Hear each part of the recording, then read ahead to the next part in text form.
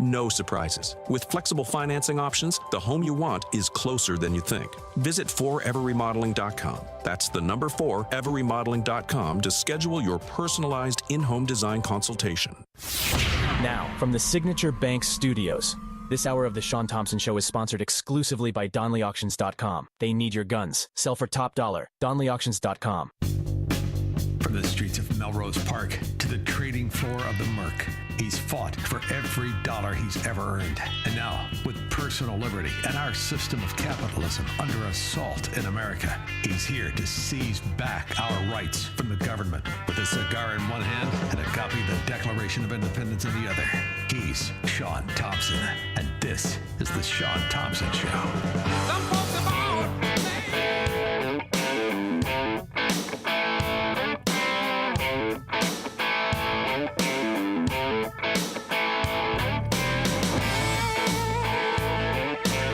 You know, Squirrel, some people just survive and others thrive.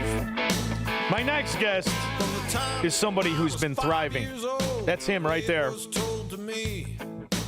working man built this land and fought to keep it free. They knew we had to do what it took to keep our families safe. Now you wanna throw it all away. But if you try to take my rights, you're in for one hell of a fight. Excellent. That used to be everybody. Everybody used to be proud to be an American. But now we're infiltrated with Marxist, communist, mafia members who want to attack everything that is American. My next guest isn't going to allow that to happen any more than I am or you are.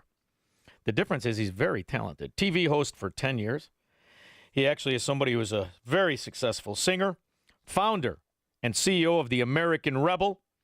He does everything from gun safes, and apparently one day he needed a beer run. He said, screw it, we'll make it. He has beer, and somebody told him he looks sexy. He also has patriotic apparel. Andy Ross, how are you?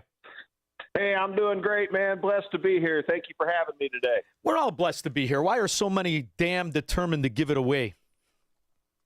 You know, I just have no idea. I used to tell this to kids. Now I have to tell it to everybody. But everybody should have a globe beside their bed.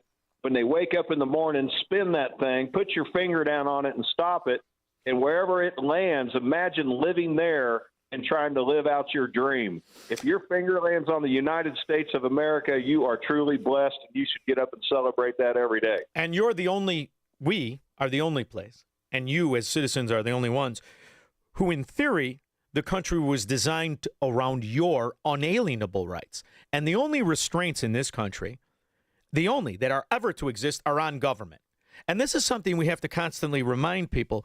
But I don't think it's a coincidence that these people want to take away not just the First Amendment, but the Second, which is a big part of your life. And it's funny because your show was Maximum Archery. So you weren't dealing in guns. You were dealing in old-fashioned hunting with bows and arrows. But you're an outdoorsman and you're an American. Of course you got to have the gun. And it's amazing to watch these pansies. Really, and I say that because if you're afraid of the gun, you're either a pansy or a willful advertised victim. No American should be afraid of the gun. It's the gun that made it certain we were never to be victims. And yet you built a career on American hunting and American principles, and then you went into manufacturing gun safes. So that's why you always have to focus on what the government is doing. And it's always the same governments, always the Democrat governments, isn't it? It's the same every time. You know, the Second Amendment, I always say it's the amendment that protects all the other amendments. And, you know, as a country, when we grew up, I'm old enough to remember where we almost taught a little bit about firearm safety, even in school, as early as grade school. Yeah. And there's so many, you know, for someone, I almost get if someone could be afraid of guns. What I don't understand is if they're a little afraid of the gun, why aren't they taking one of the multitude of courses available everywhere? If you've never held a handgun before, there's introduction to handgun classes all over the place. There's information online. I would think that would be, you know, I'm sure when people learn how to drive at some point, they might have been afraid of a car the first time they got behind the wheel, but you learned.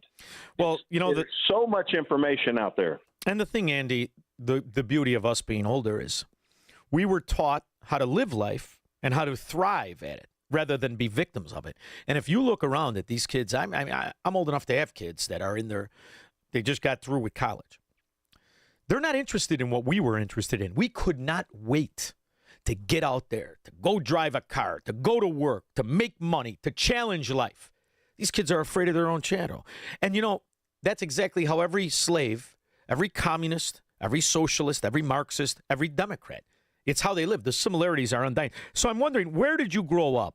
And where, because I know you're going after this New York State, and it's celebrating its going after gun owners, but where did you grow up? I grew up in a small town in the southeast corner of Kansas called Chanute, Kansas.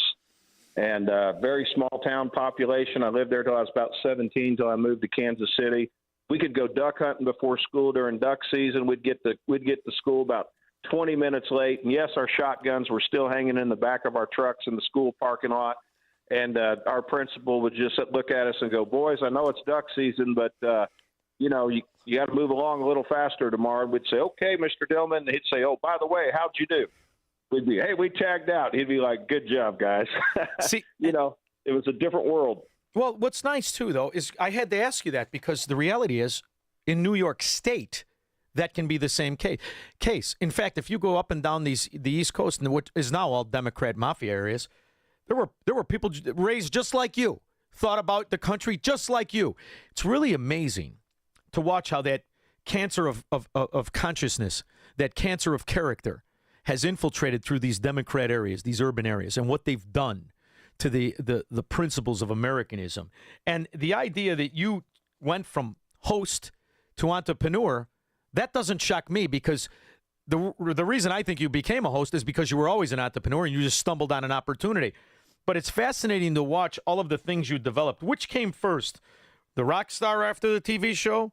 Did the manufacturer of gun safes? Did the manufacturer of beer? Did the patriotic apparel? What was the succession of how you developed into what you are? All right. So first off, I started to manufacture bows. I had a passion for bow hunting.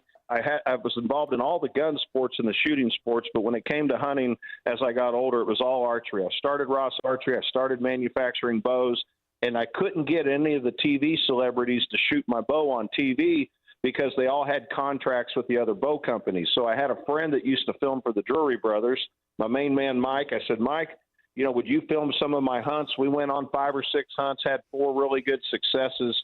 We edited that into a DVD, and I just put the DVD in the box with the bows. That's all I could do. And then one landed on the desk of someone at the Outdoor Channel, and the next thing I know, they were calling me to do a TV show. So I thought it would be a lot of fun, on the show to have some proprietary music. I could play and I could write. So I wrote some hunting songs. Gotta Go Hunting Blues, Hunt Me Down, Buck of a Lifetime, Blood Trail on a Whitetail, Support Your Local Wildlife. And I truly wrote them just for the success of the show, to give it a rock and roll vibe, give it a little edge. I did not know file sharing was coming out, iTunes was coming out.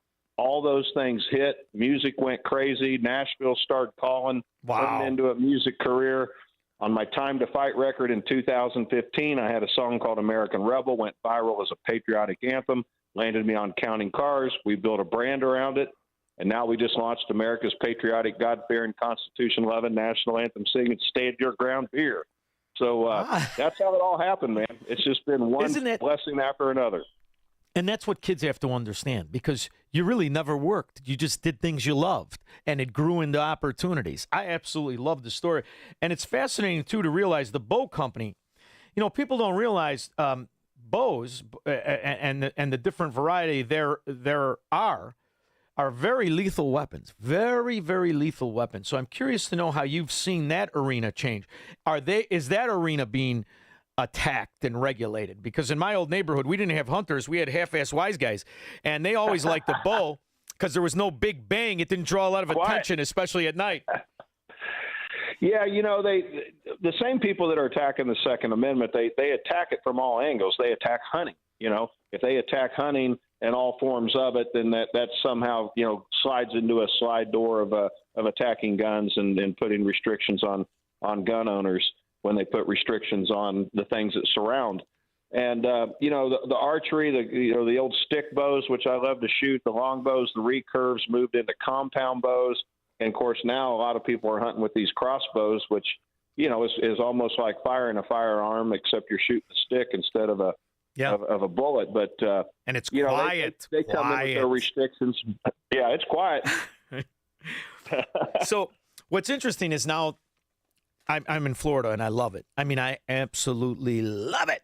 They've pulled off all restrictions. And by the way, I always had a gun here. I just didn't tell anybody. That's the other thing. Shh, be quiet. Nobody's business. It's nobody's business, and it shouldn't be. Not supposed to be. But down in Florida, what's fascinating to watch evolve is the different ways to secure the weapon, in the car, out of the car. Sure. You also have a gun-safe manufacturing company as well, right? I do. We started American Rebel in 2015 with our concealed carry clothing, backpacks, coats, jackets, moved into gun safes in 2019, and actually were able to buy out our OEM manufacturer in 2022, which is Champion Safe. And what's really funny? I'm just going to throw this out there. It never fails. This happens about every 4 months, every 6 months. I get a call from someone that's trying to do a little bit of gun restrictions. It's trying to put, handcuffs on gun owners. And they want me to actually get behind it because they say, now, wouldn't it be great if the law required everybody to have a safe and have to lock up their guns? And I'm like, let me tell you something. I am all for responsible gun ownership. I have no problem people wanting to take classes. I encourage them to take a class, Introduction to Handgun Safety. Take the class. I encourage people to own a safe.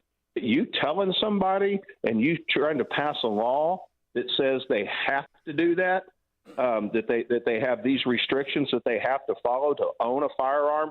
I'm sorry, if someone comes flying through my house and I'm asleep, I don't have time to open the safe. I know where mine are at. But wouldn't it benefit you, Andy, if people had to own a safe? I said, I cannot get behind that. There's no way I could support that. It's backdoor fascism. This is the way they lure people, right? It's always the way. Right.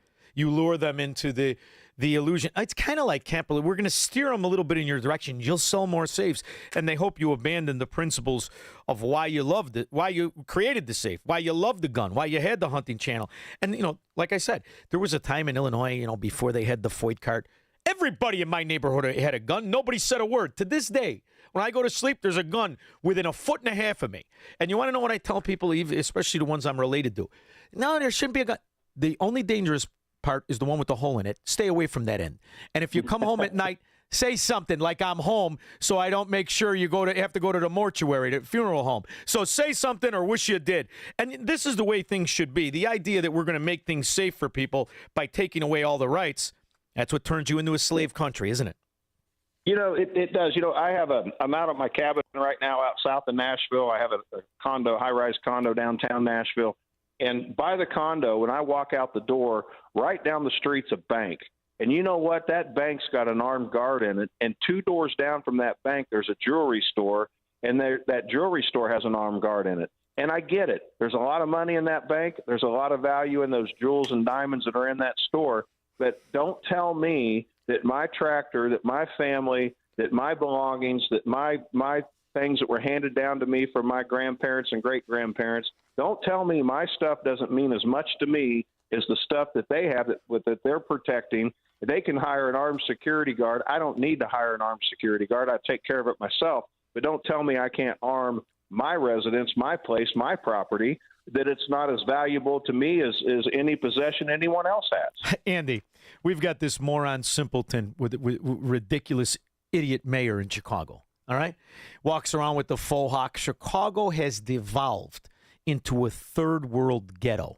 Right now on the television, there's another 13-year-old shot in the head, all the gun laws out the yin-yang, and this imbecile comes on and says, we're going to do more gun laws, we're going to do more restrictions. Yeah. He has 100, listen to this scam, 150, I wish I was making this up, Andy, 150 Chicago coppers as his security detail. When he goes to somewhere, you think it was the Shaw of Zimbabwe. Yeah, I mean, you have to see, it's got the cars and get the hell out of here. He doesn't do that just because he knows he'll get his ass kicked in a man fight. He does that to show everybody he's the real God among men. And you're just the simp. You're the serf. Yeah. And the idea we lose the premise of this argument tells you can't coexist with these moron Democrats. They justify their fascism. They justify taking over our amendments. And this must have led you to drinking. How'd you come up with the beer? Well, first of all, I don't know how anybody got shot in Chicago. Their gun laws are so wonderful there. I don't even see how anyone could even, get shot. Makes no sense. But the tightest gun laws in the country have the highest crime in the country. We know that. Mm-hmm. How I got into making beer, when we started American Rebel, the idea from the song American Rebel I had out, the song was the mission statement. The idea it was America's patriotic brand. And I wanted to see American Rebel beer, American Rebel grills, American Rebel tools, American Rebel motor oil, wheelbarrows, pull cues. I wanted Susie to go to Mom and say, Mom, what's Dad want for Father's Day? And she would say, honey, anything with American Rebel on it.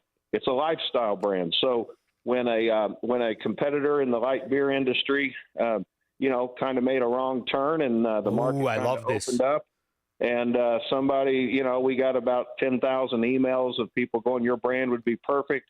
And we were already working on a beer. It was kind of, it wasn't necessarily on the fast track of the front burner, but we were working on it. And we just thought, you know what, this country of ours, by the way, one of the many things it does better than any other country is provide opportunity mixed with difficulty. It's all hard. You have to work.